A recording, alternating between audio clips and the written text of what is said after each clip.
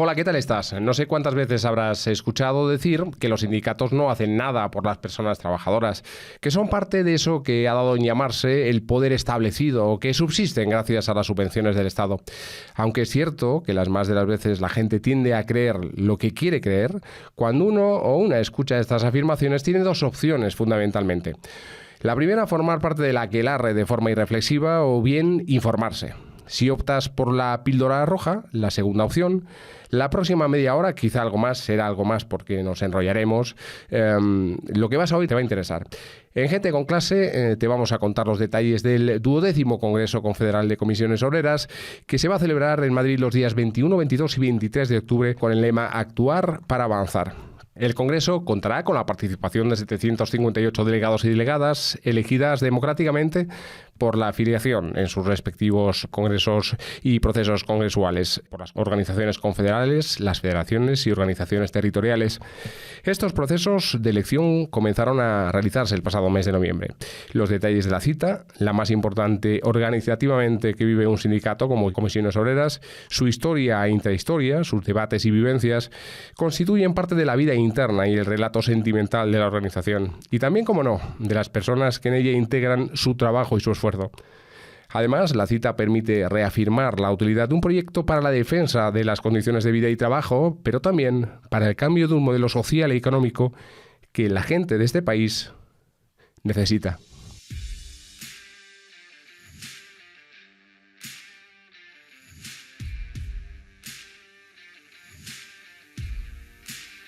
Gente con Clase, el podcast de Comisiones Obreras. Soy José Julio Alonso y para este programa especial del podcast contamos con dos ejemplos de trayectoria extensa y rica en detalles de eso que hemos llamado la crónica sentimental de una organización social. Seguramente las vivencias que nos cuenten estarán tamizadas sin ir más lejos por sus diferentes generaciones. Empar Pablo, ¿qué tal? Hola, ¿qué tal? ¿Cómo estás? Y Fernando Lezcano, ¿cómo estás? Hola, ¿qué tal? Bien. ¿Os lleváis, no sé, 20 tacos, 20 años? Por ahí andar así. Bueno, más. Una cuestión primera, si me permitís, ¿vale? ¿Os acordáis cada uno cada una del momento que os afiliasteis al sindicato?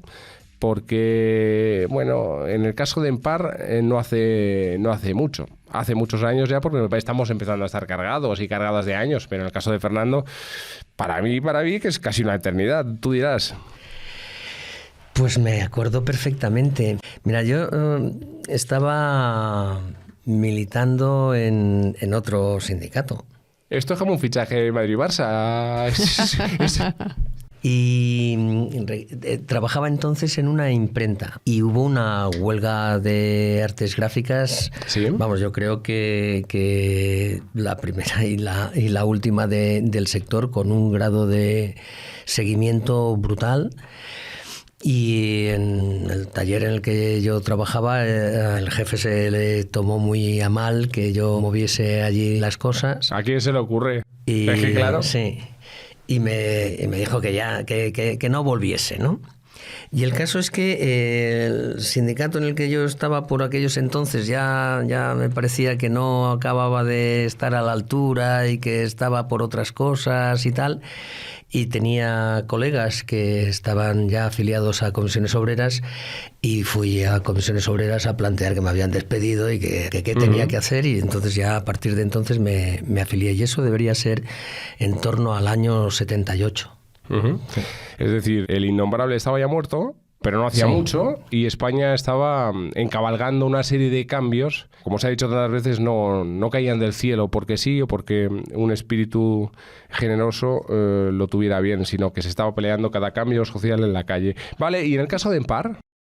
Bueno, pues en mi caso, claro, por esas fechas que hizo Fernando, aparecía yo en el mundo. Entonces, bueno, a mí me pilla en otro momento. Que bueno, en mi casa yo siempre he tenido referentes de gente comprometida socialmente o políticamente, en organizaciones obreras. Ajá. Pero bueno, también es verdad que, bueno, por diferentes circunstancias, digamos que mi trayectoria ha sido bastante buscada por mí misma. Yo quería hacer algo, siempre he estado también en los movimientos estudiantiles, en la universidad, bueno, siempre he estado también en las tareas de representación y tal. Y cuando tuve que hacer unas prácticas, pues directamente me acerqué a Comisiones Obreras, que pensaba que era la organización en la que más cómoda me podía sentir para hacerlas. Y claro, es que yo tenía 21 años entonces, 20, 21 años entonces. Entonces, bueno, afortunadamente para aquel momento ya se había hecho un impulso muy importante en la organización. Por aquel momento, quiero decir, se hizo la conferencia de juventud. Entonces, bueno, sí que es verdad que yo me encontré con estructuras de juventud en el territorio y claro, eso me permitió, pues, claro, aparecer en una organización en la que había gente joven, que luego además me coincidía con ellos en la universidad y tal. Entonces, bueno, era como algo bastante, no sé, era como muy natural, ¿no? Estabas buscando algo y de repente lo encontrabas. Y bueno, pues entonces fue como muy natural también, ¿no? Me afilié, evidentemente tardé hasta que acabé la carrera y tal, pues que no me puse a trabajar, pues ya no fue... Pero como luego también me vinculé bastante tempranamente a las responsabilidades en el sindicato, pues bueno, tampoco... Y sí que recuerdo el momento de que se me planteara, ¿no? Bueno, pero te vas a afiliar tal cuando... Y bueno, y fue todo como, ya os digo, muy, muy natural. O sea, me acuerdo perfectamente de la persona que me afilió, que además estaba en la Secretaría de Juventud y bueno, y la verdad es que sí que lo recordabas como... Sabías que era como algo importante que estabas haciendo, ¿no? Pero era más por una cuestión, digamos, yo no tuve un problema. Todavía no trabajaba. Digamos que fuiste al botiquín antes de que se produjese desaguisado. Sí, eso sí. Vale, pues teniendo en cuenta esto, digamos que tú eres canterana. Tú, para hacer el símil, ella es canterana. Pero Fernando fue un fichaje que robado, ¿no? Robado a otro equipo. Lo que no has dicho es el equipo. No sé si me voy a atrever a preguntártelo, tío, te has sentado. Mira, entonces supongo que si hacemos un ejercicio todos y todas, ¿no? de traslación en el tiempo, os podéis imaginar pues lo que es un adolescente en plena dictadura, con inquietudes, con ganas de vivir, pero también de vivir de otra manera, ¿no? Sí, pero te estás yendo por las ramas. No, pero espera. Te lo digo porque yo empecé a militar en torno al año 74. Yo sé que fue un error, que está queriendo explicarme que aquello fue un error, una medida de juventud. En grupos así anarquistas, ¿sabes? Pero no me digas. Y acabé en la fundación, en la refundación, de hecho, en febrero del 76 de la CNT en Cataluña. Y estuve hasta eso que os he dicho, ¿no? Es decir, el 77, 78 en la CNT. Lo que pasa es que aquello estaba cobrando unas derivas que no me acababan de convencer. Y por eso cuando me encontré con el despido no fui a la CNT, sino ya fui directamente a Comisiones Obreras. Fue un fichaje afortunado porque, en fin, han sido muchos años después defendiendo estos colores. Bueno, vamos a entrar en la unidad después, vamos a hacer otras cosas, pero ¿qué os parece si lo primero que hacemos entre todos para acabar prontito con las personas cenizas y con aquellos que se empeñan en no enterarse de que ganan incluso cuando están ya ganando, cuando levantan el trofeo? Bueno, si repasamos lugares comunes, chorradas que leemos todos los días sobre mariscada, no sé qué, de subvenciones, ¿os parece? Pues sale con pequeños flashes, yo os leo algo y espero que con profusión de datos, que seáis concisos, pero con datos y con mucha mala hostia, por favor, desmintamos toda esa basura, ¿por qué no decirlo? De manera esquemática, es un pequeño ejercicio de contestación de utilidad dudosa, porque sé que hay poros que no se abren para ciertas cosas, ¿verdad? Puesto que además sabemos de la saña que se emplea contra los sindicatos de clase y que todo es producto de que somos probablemente el único sujeto colectivo capaz de articular una defensa organizada y potente de los intereses de la gente trabajadora. Y eso nos pone en la diana constantemente. Pero después de este preámbulo... Luego nos dices que seamos nosotros breves. Ha sido prolijo. Vale, vamos con la primera.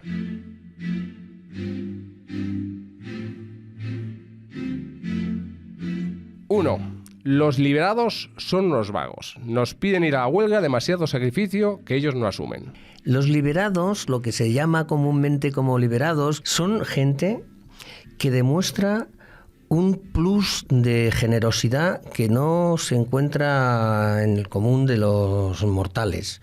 Porque movidos por la búsqueda pues del bien común, de la solidaridad, de ayudar a los demás, acepta en lugar de hacer carrera profesional y tal, acepta dedicarse a la actividad sindical, que es una actividad por definición muy volcada en la búsqueda de soluciones para el conjunto de los compañeros y compañeras, sea de una empresa, sea de un sector, ¿no? Por tanto, es gente con un nivel de generosidad incomparable que desde mi punto de vista se merece no solamente todo el respeto, sino la máxima consideración. Otra cosa es que es un latiguillo relativamente facilón para quienes participan de la estrategia de desgaste del movimiento sindical recurrir a eso para seguir denostándolos, ¿no?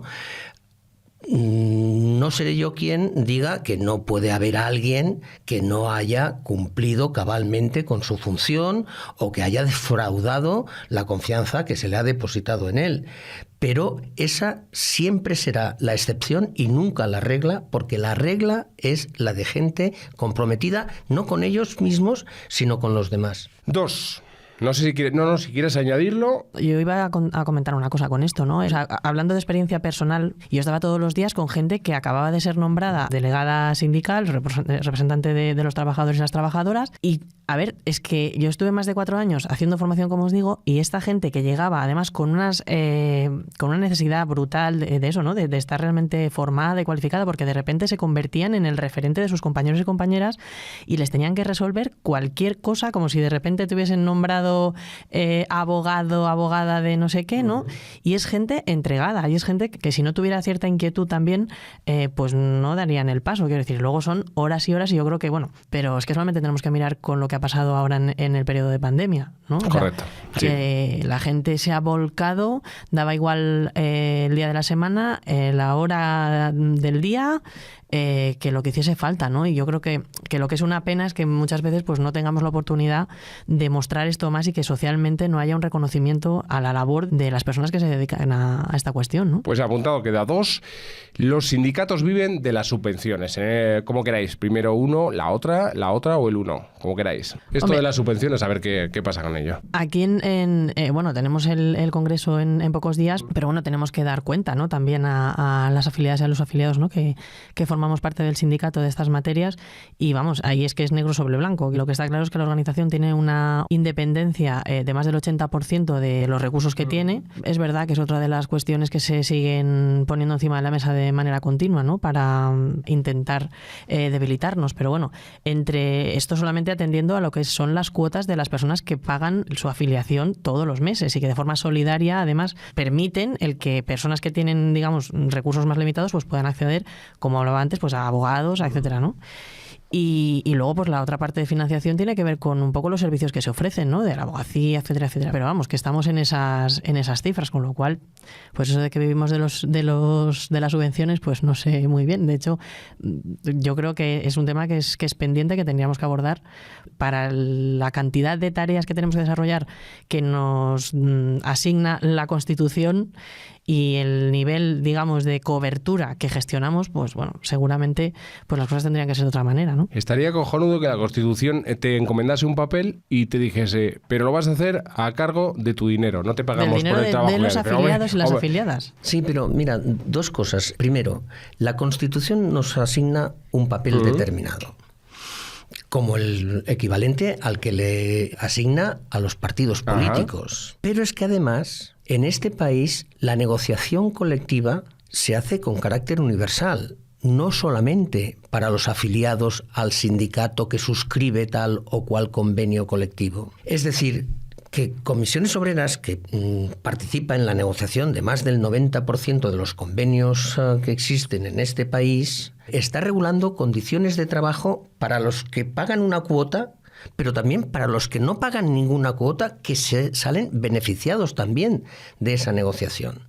Luego, está perfectamente justificado que los sindicatos, por el mero hecho de ser reconocidos como tales en la Constitución y por esa función de negociación universal, tengan recursos públicos. Pero la mayor prueba de que nosotros podemos vivir sin necesidad de lo que malintencionadamente se llaman las subvenciones, es que nosotros salimos de la nada en los años 50 y entonces ni siquiera había cotización de los afiliados, ¿eh? Y más recientemente, el último gobierno del Partido Popular le pegó un tajo a las subvenciones y nosotros aguantamos el tirón perfectamente, porque el principal valor de las comisiones obreras es que se nutre de sus afiliados y afiliadas, que son del entorno de los 975.000. Echen cuentas quien escuche esto, es decir, 975.000 personas pagando escrupulosamente y al corriente de pago sus cuotas, dan recursos suficientes para tener a gala, como hacemos nosotros, muy orgullosos, que somos una organización verdaderamente autónoma.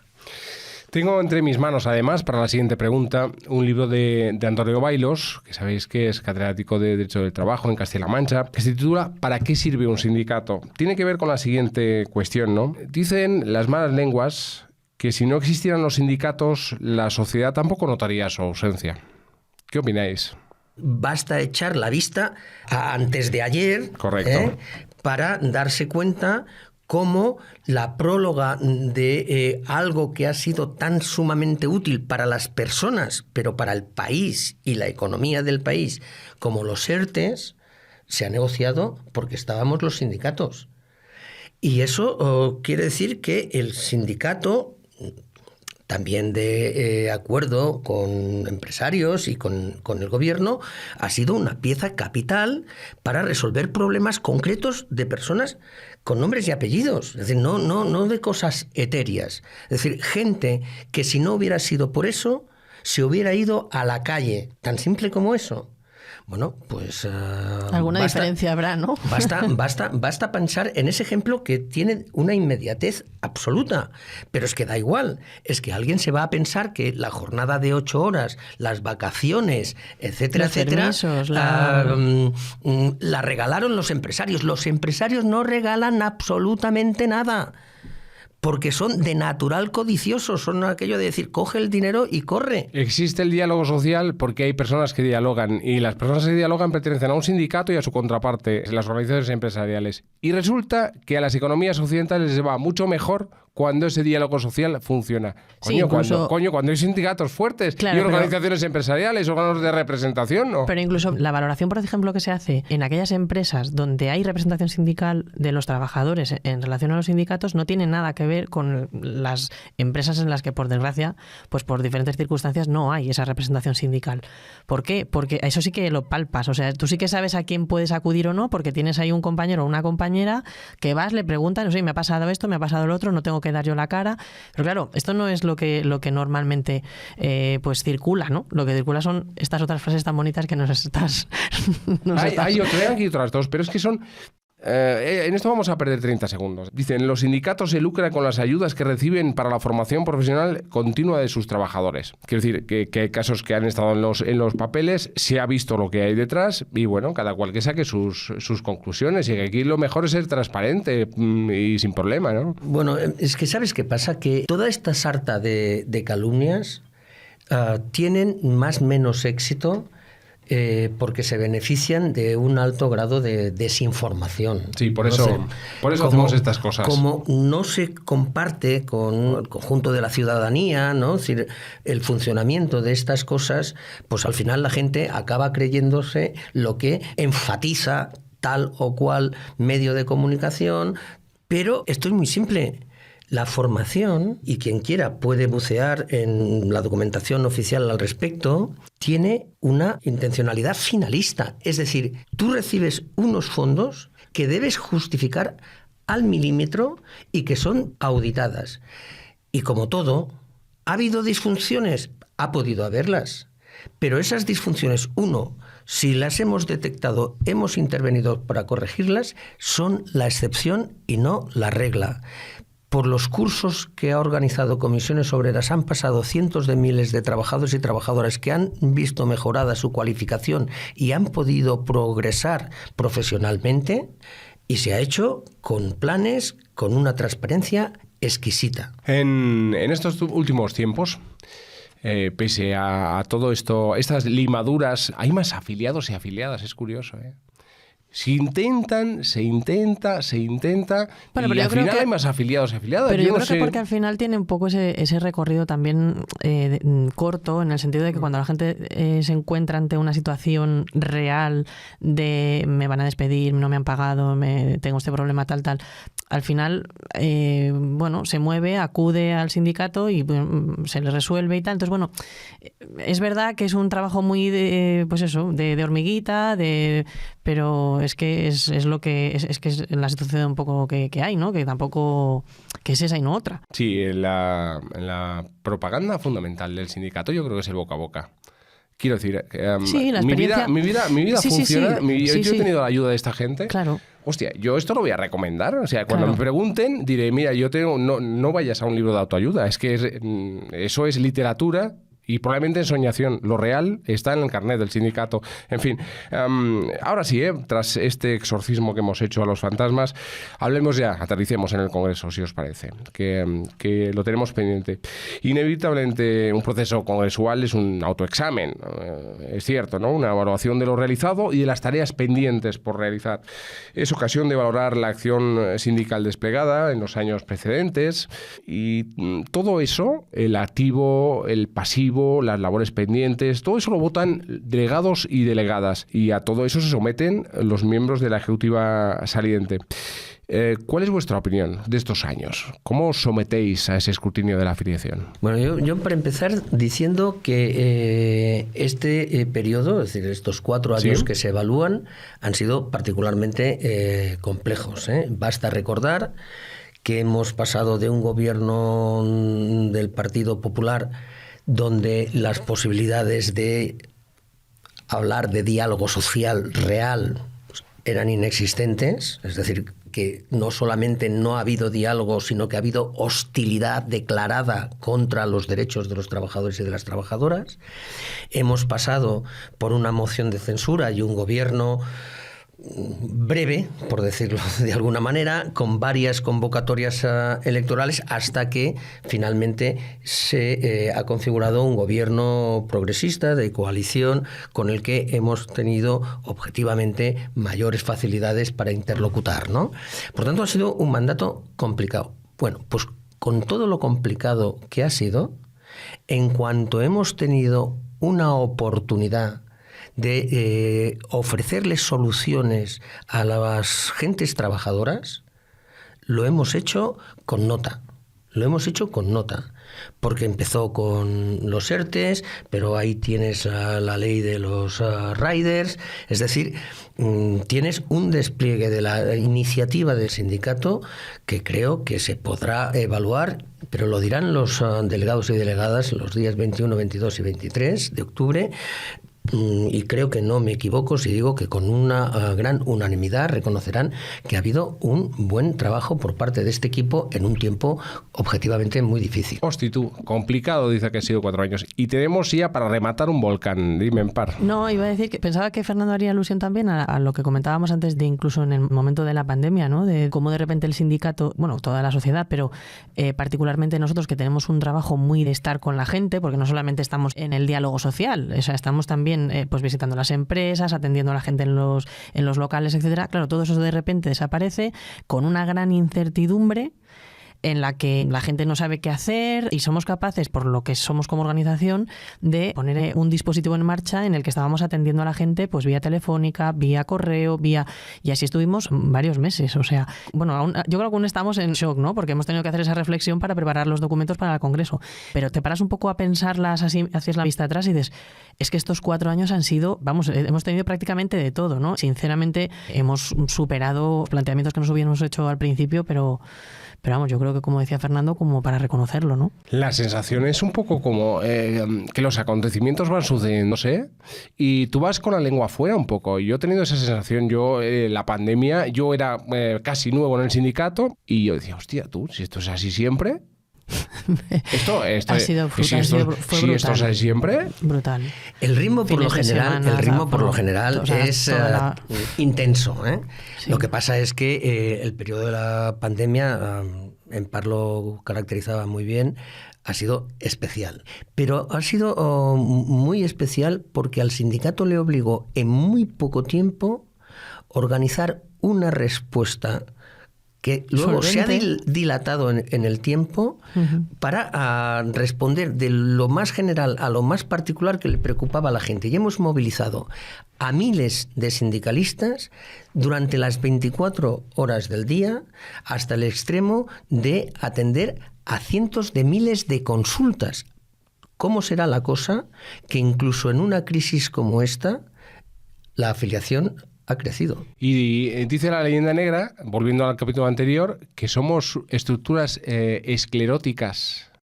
O sea, a mí me gustaría ver a alguno, cuando diga esto, que se lave la boca y que venga, vas a estar desde las 8 de la mañana siendo flexible en el tratamiento de la información, en el proceso de la información, en los medios de información que tienes para llegar a los delegados, a las delegadas. Eso es flexibilidad. Eso es mostrarse a la gente y hacer tu trabajo llegando a la gente, ¿no? El secretario general Unai Sordo, cuando se pone estupendo, habla de cambio de paradigma en Europa, habla de la correlación de fuerzas, todo en rollo, lo dicho, muy épico, casi en clave Star Wars. Pero el tema de la hegemonía cultural, ¿cómo va? Quiero decir, ¿podríamos convencer entre vosotros dos, Gramsci, de que esto va bien? Pues hombre, eso me parecería un poco pretencioso. Mira, yo creo que lo justo es reconocer que la hegemonía cultural la ha ganado el neoliberalismo. Es decir, lamentablemente te encuentras no pocos... Pero no me hables en términos, Fernando, de que la ha ganado. Es que pareces Fukuyama. Y la historia no terminó. El partido no ha acabado. Pero aún así... Espera, lamentablemente, te decía, hay muchos trabajadores y trabajadoras que en lugar de tener unos valores distintos, alternativos, se han contagiado de los valores que imprime la clase de dirigente, ¿no? Es decir, los empresarios, ¿no? Pues desde el consumismo, desde esta cultura del éxito por el éxito, aunque tengas que pisar al de al lado, estas cosas que son tan perniciosas desde el punto de vista de la convivencia social, ¿no?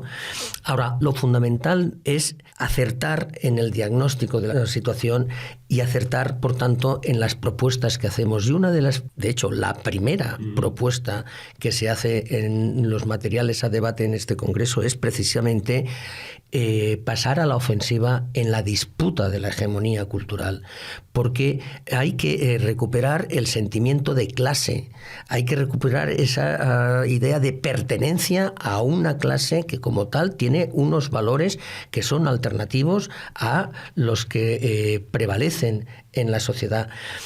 Que es una tarea que no vamos a hacer nosotros solos, que tendremos que hacer en concurrencia con otras organizaciones de la sociedad civil, que tendremos que hacer también en el plano internacional, porque esta es una disputa que se da también en el plano internacional a través de las organizaciones internacionales en las que participamos, pero lo fundamental es ser conscientes de ese momento y de la necesidad de pasar a esa ofensiva, porque solo consiguiendo que la mayoría de la sociedad, empezando por los trabajadores y las trabajadoras, tengan valores alternativos, conseguiremos que haya una relación de fuerzas políticas favorable a los intereses de esas mayorías y favorable a los intereses de los trabajadores y de las trabajadoras. La segunda parte de la pregunta se la voy a dirigir a Empar, si me permitís, ¿vale?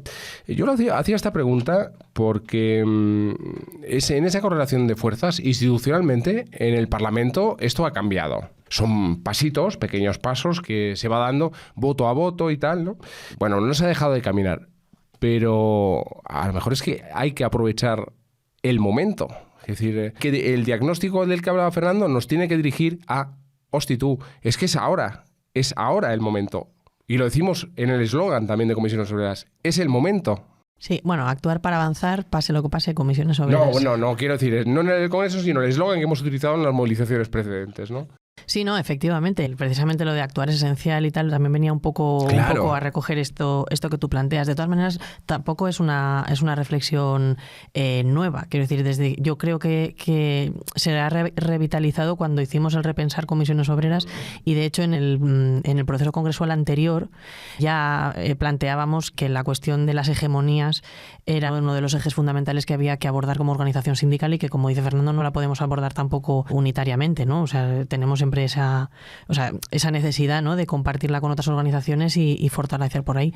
Pero efectivamente ahora tenemos una oportunidad que se abre porque hay diferentes elementos que tenemos a nuestra disposición y que desde luego no debemos desaprovechar. Por eso, entre otras cosas, creo que este puede ser un congreso muy ilusionante, precisamente porque creo que me aventuro a decir que creo que vamos a salir reforzados, precisamente, entre otras cosas, porque venimos de un mandato muy, muy complicado en el que hemos tenido que trabajar muy codo con codo el conjunto de las organizaciones, y me da la sensación de que sí que vamos a tomar ese impulso para ver cómo somos capaces de aprovechar este momento, porque entre otras cosas o lo hacemos ahora o si no, seguramente igual sí que vamos llegando hacia el final del partido, o al menos de la primera parte. Vale, todas las organizaciones tienen la necesidad, ¿no?, cuando llega una ocasión como esta, un congreso confederal, de mejorar la organización interna, de autoexaminarse, como decíamos antes, para intentar hacer mejor nuestro trabajo y reforzarnos, ¿no? ¿Qué cambios veis llegar como inevitables? Pues mira, antes que estabais hablando, estaba pensando que muchas veces decimos, no, o sea, hemos sido capaces de cambiar, ¿no?, la forma de trabajar de una semana para otra prácticamente para atender a la gente en la situación de pandemia, ¿no?, en una situación de crisis, tal. Pero es verdad que hay muchas cuestiones que tenemos pendientes y que tienen que ver con las diferentes realidades que vive, por ejemplo, la gente más joven o de mi generación, que no somos tan jóvenes, pero desde luego tampoco vivimos igual que han vivido pues generaciones como la de Fernando. Entonces, es verdad que ese tipo de cuestiones las tenemos que impregnar en el funcionamiento del sindicato, igual que el hecho en sí, que supongo que en algún momento también abordaremos, de incluso la feminización de la dirección del sindicato, porque las formas de trabajar y dirigir no son tampoco las mismas. Pero lo digo porque muchas veces nos estructuramos, ¿no? O sea, somos organizaciones muy complejas y a veces dejamos en las espaldas de la persona que viene a afiliarse, que está en una situación normalmente de dificultad, pues una serie de responsabilidades que no le competen, ¿no? Y bueno, pues yo creo que vamos a tener que poner muy en el centro de nuestra acción, sobre todo comunicativa e informativa, y de atención, digamos, a las realidades, a las diferentes realidades de la gente que se nos acerca al sindicato o que se nos puede acercar. Claro, en Pare es la secretaria de Comunicación confederal y se nota que dirige los cambios que enjuicia como inevitables a ese campo. Pero Fernando, tú que apunta alguno más. A ver, es que aquí podríamos hacer como la carta de los Reyes Magos, ¿no? Y tampoco es plan, ¿no? Tampoco es plan. Pero mira, nosotros somos el primer sindicato de este país, con diferencia. Pero más allá, somos la primera organización sociopolítica con diferencia. Pero el problema es que hay millones de trabajadores y trabajadoras que no conocen el hecho sindical, que suelen estar en trabajos precarizados, en rotación permanente, en pequeñas empresas, dispersos por sectores y por la geografía nacional. Millones de trabajadores y trabajadoras que son los que más necesitan al sindicato, a los que no se llega, y que por definición, por tanto, hacemos más vulnerables, más abandonados a la discrecionalidad de los empresarios. El sindicato tiene que tener como gran objetivo llegar a más trabajadores y trabajadoras, mejor organizarlos para que defiendan por sí mismos sus propios intereses.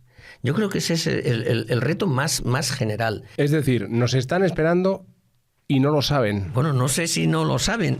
La cuestión es que lo sepamos nosotros y que vayamos nosotros donde están, ¿no?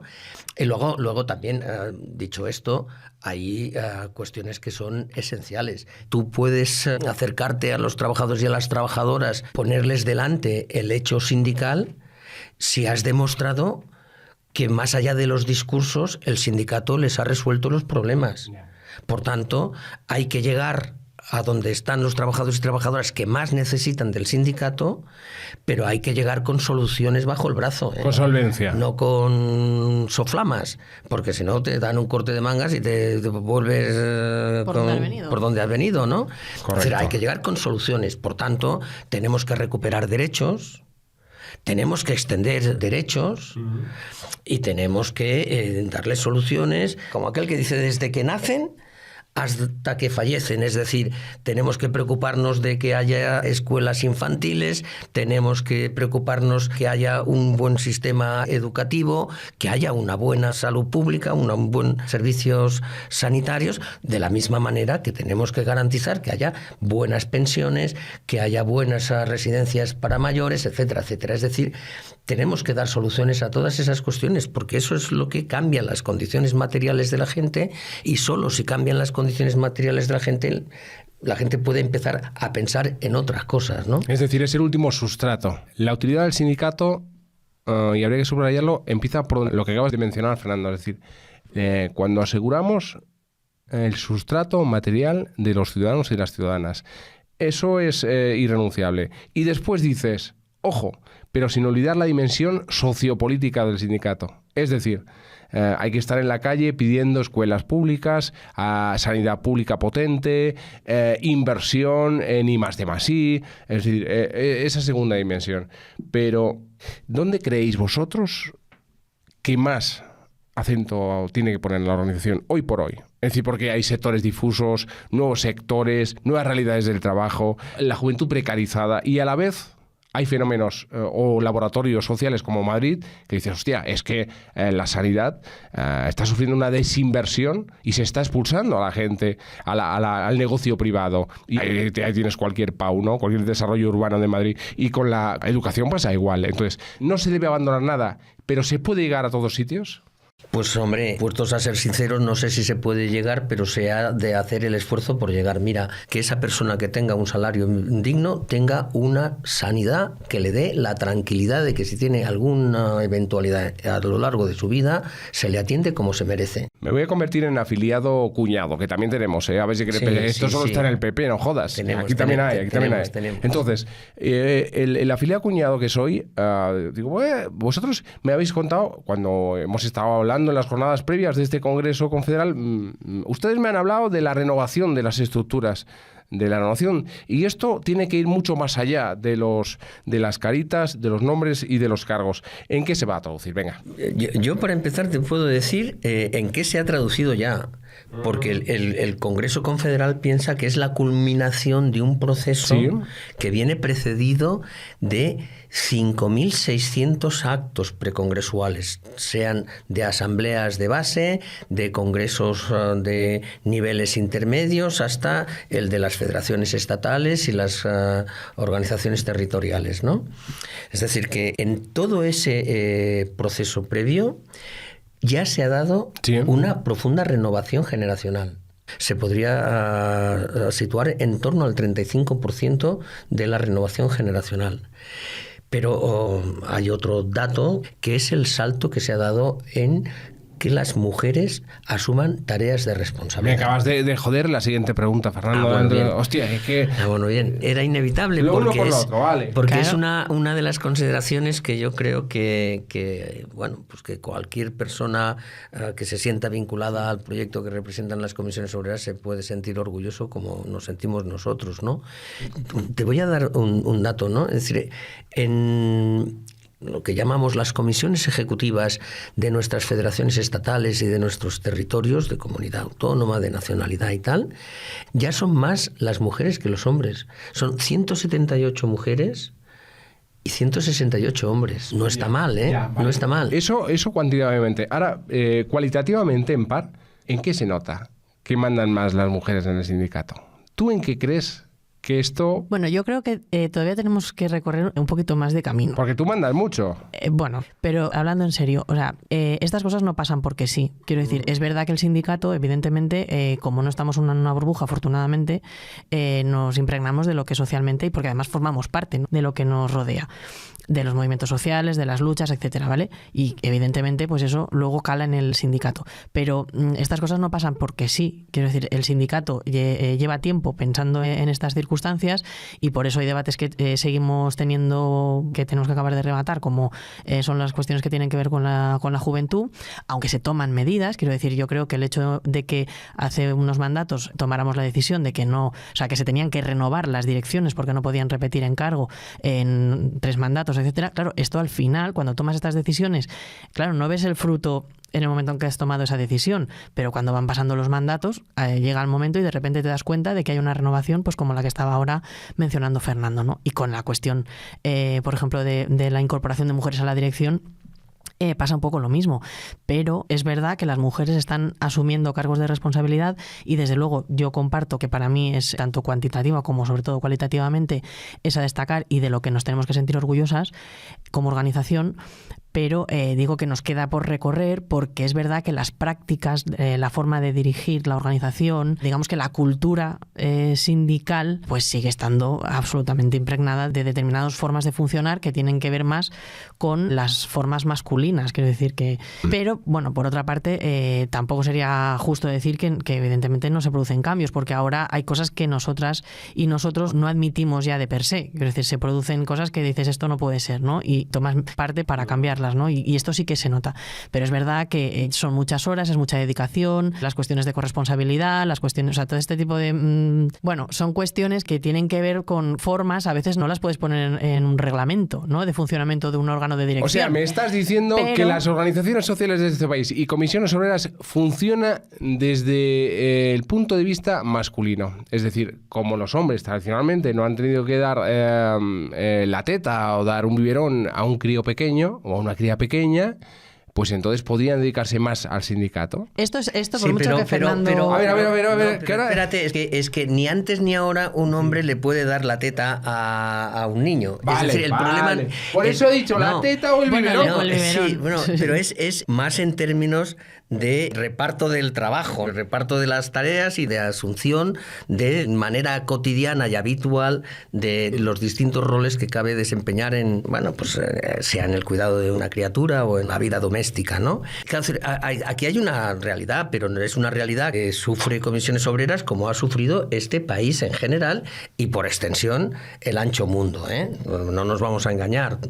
Ha habido en la génesis de las comisiones obreras un alto rol masculino y tienes que ir desprendiéndote de determinadas adherencias propias de esa hegemonía, ¿no?, en la actividad cotidiana del sindicato por parte de los hombres y asumiendo un esquema de valores que a veces no ha sido ni fácil ni cómodo, incluso desde el punto de vista de las personas. Hay que ¿no? desaprender lo aprendido. Pues efectivamente. Ese es el tema, efectivamente. Claro. No es fácil, no es fácil. No es fácil, pero bueno. Pero ojo, para el sindicato como para el conjunto de la sociedad, con una diferencia, que el sindicato en eso es vanguardia. Es decir, nosotros sufrimos los mismos tics nefastos que sufre el conjunto de la sociedad, pero nosotros hacemos un verdadero esfuerzo por desprendernos de ellos y superarlos. Hablábamos ahora, ¿no?, que en este momento pues tengamos tantas mujeres en las direcciones, incluso también en las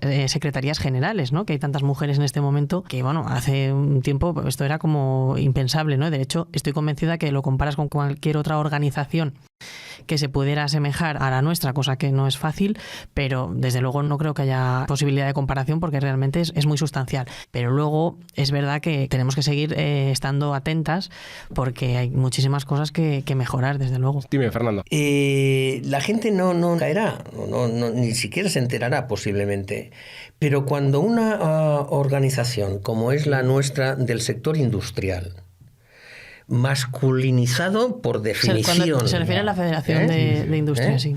Tiene al frente a una secretaria general. Su ejecutiva es mayoritariamente de mujeres y tiene además a una secretaria de organización que también es mujer.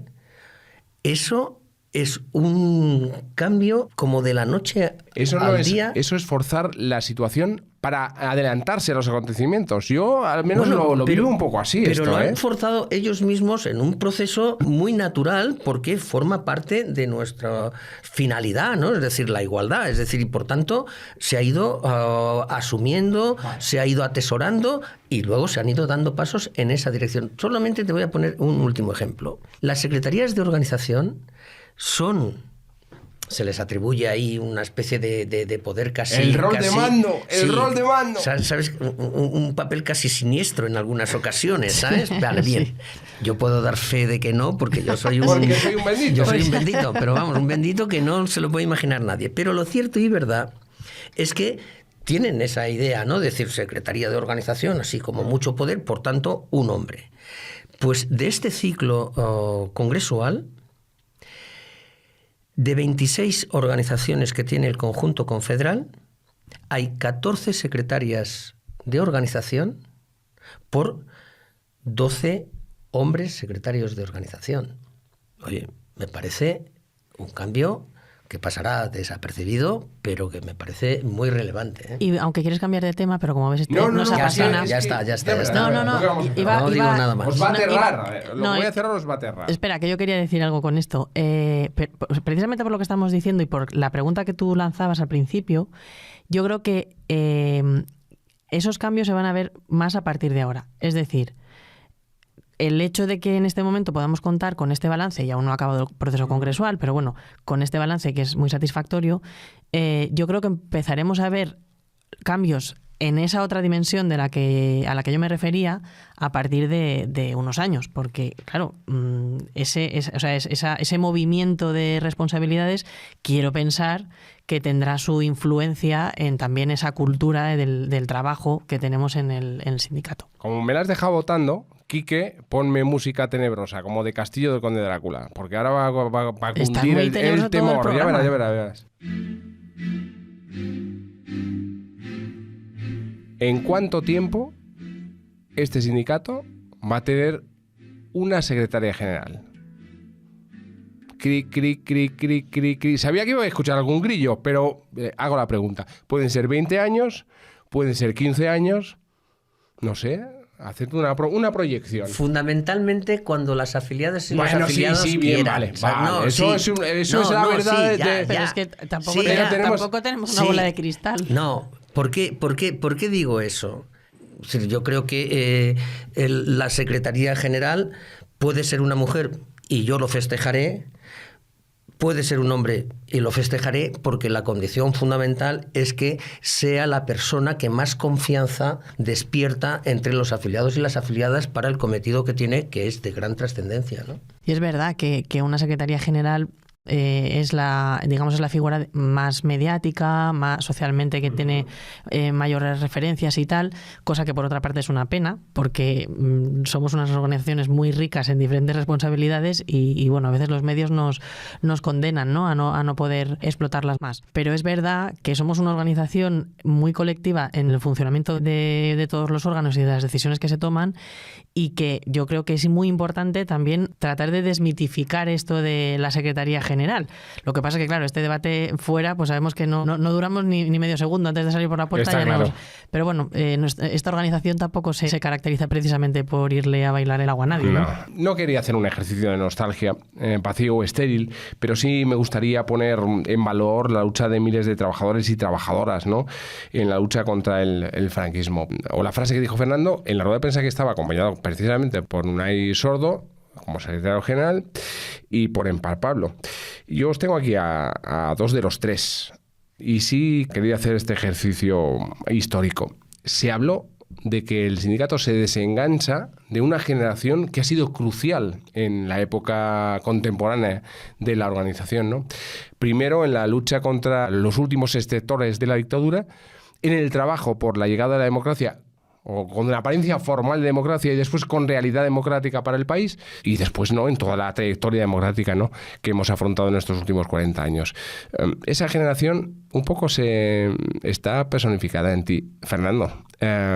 ¿Tú te reconoces en ese tributo que de alguna manera se rindió en esa rueda de prensa y que vamos a seguir rindiendo, me temo, en los próximos días? Porque el Congreso lo tenemos aquí en un par o tres de días. Yo me reconozco en una generación que empezó a militar en la clandestinidad, aunque fuese en los últimos años del franquismo, y sobre todo me reconozco en una generación que ha contribuido a irle dando forma al sindicato sobre lo que otros habían ya amasado, el tardofranquismo, la transición a la democracia y la consolidación democrática, ¿no? Lo que pasa es que ese ejercicio no sirve de nada si no colocas la trayectoria de las generaciones en relación con las precedentes y con las que le suceden, ¿no? Es decir, no hay una generación que tenga sentido por sí misma si no se entiende como heredera de otras y como portadoras de un testigo que pasan si no es un análisis histórico a las siguientes, ¿no? Claro. Y yo en ese sentido, me encuentro ahí en medio de una generación que para mí se merece todas las consideraciones porque es la que se jugó la vida físicamente, es decir, que poca broma.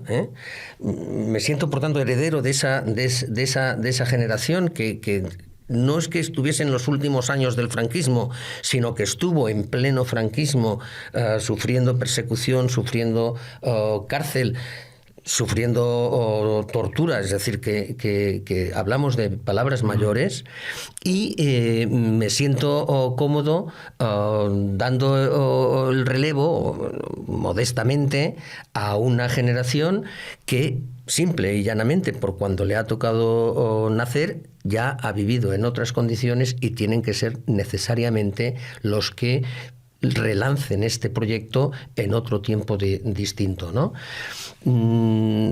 Sí es verdad que iniciamos un proceso cuando, empezando por Ignacio Fernández Toxo, anterior secretario general, dejó la Secretaría General a los 2 mandatos, aun pudiendo haber repetido por un tercero, cuando una persona como Ramón Gorriz dejó también la dirección confederal y pasó a jugar otro papel en el esquema confederal, y bueno, y ahora simplemente se da un pasito más, pero soy yo, pero es Paco Carbonero de Andalucía, que también ha estado con nosotros en la dirección confederal durante este tiempo, y son, si repasásemos nuestras federaciones y nuestros territorios, unos cuantos más que estaban así como un poco a caballo de una y de otra generación. Creo que fue un tiempo histórico muy relevante, que hemos participado con lo mejor de nosotros mismos, pero ya os digo, no tiene sentido si pierdes la referencia por detrás y pierdes la perspectiva por delante, ¿no? ¿Cambió más España o cambió más Comisiones Obreras? Ha cambiado. Mira, este es un país que ha crecido mucho en muy poco tiempo, con todas las luces y sombras que eso genera. Es decir, y el sindicato ha cambiado mucho en muy poco tiempo. Piensa que en términos históricos somos muy jóvenes como organización.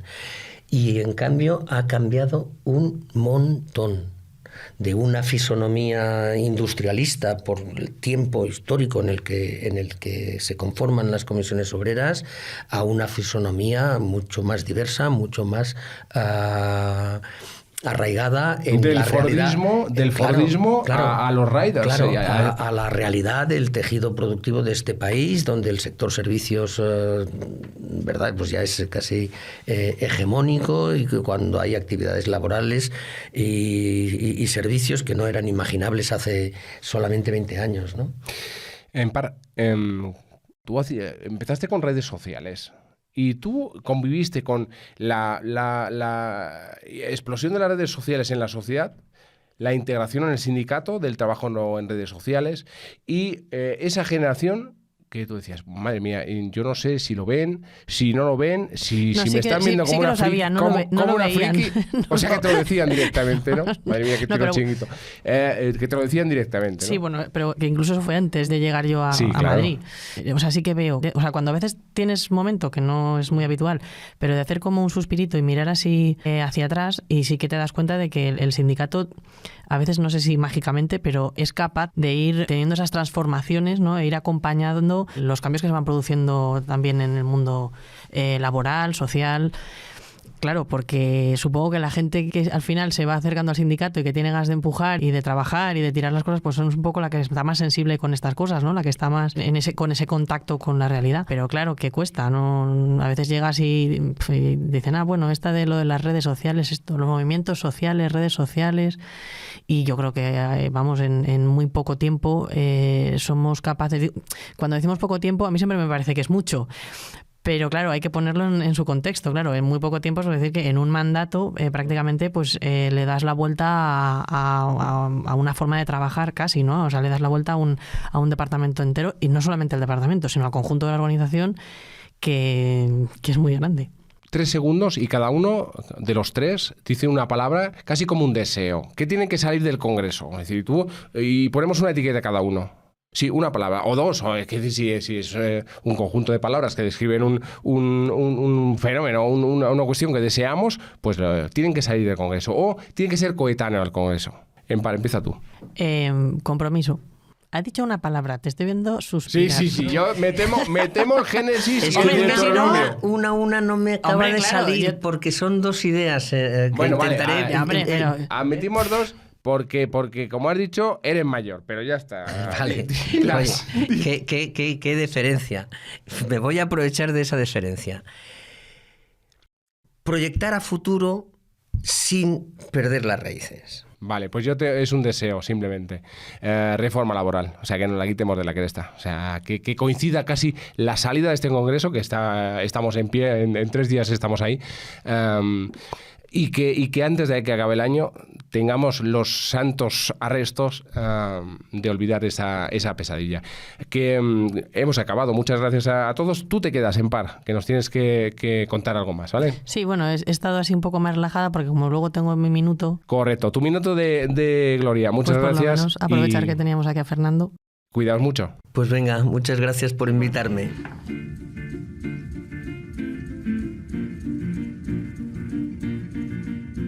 La complejidad de la situación social y laboral vivida en el país en estos últimos 4 años, lo apresurado de los cambios, lo vertiginoso de los días, han convertido este mandato en un periodo apasionante.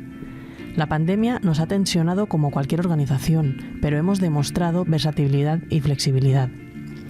La organización obligatoriamente se ha tenido que acomodar al ritmo frenético que nos impuso el contexto. Los cambios han sido muchos, el trabajo ingente, pero el sindicato ha salido fortalecido y convencido una vez más del importante papel que nos encomienda la sociedad y el mandato constitucional. Hemos sido esenciales, hemos demostrado a la sociedad la utilidad de nuestras siglas y en el balance lucen los números verdes. En todos los sentidos, en la acción, en la afiliación y en la consecución de objetivos. El 12 Congreso, con todo y con eso, no debe ser una parada para contemplar el camino, sino un tomar aliento y recargar para el todavía más. Para el aún mejor, para renovarse, para continuar con la feminización de las estructuras, para formarse más y mejor, para fortalecer la negociación colectiva y la democratización y modernización de nuestro mercado de trabajo y la mejora del país hacia un futuro más justo, igualitario, solidario y sostenible. En ese viaje las comisiones obreras siguen siendo un motor de cambio, como lo fueron antes. Es obligado pensar en el futuro haciendo bueno el lema del 12 Congreso, actuar para avanzar, pase lo que pase, comisiones obreras.